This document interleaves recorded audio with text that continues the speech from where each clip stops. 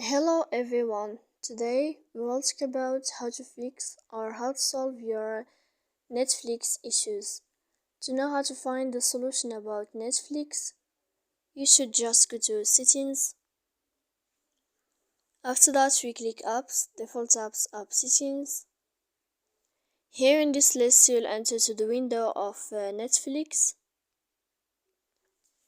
When you'll find this page of app info, you will click on First Stop and you will click OK. Here we'll enter to the window of storage. Then we click clear cache. Don't click clear data because that can cause you errors in your app. And in the end, you can go to Play Store. You will search about Netflix and you can click in this blue sign update if you will find here update as you see. So please don't forget to support us by like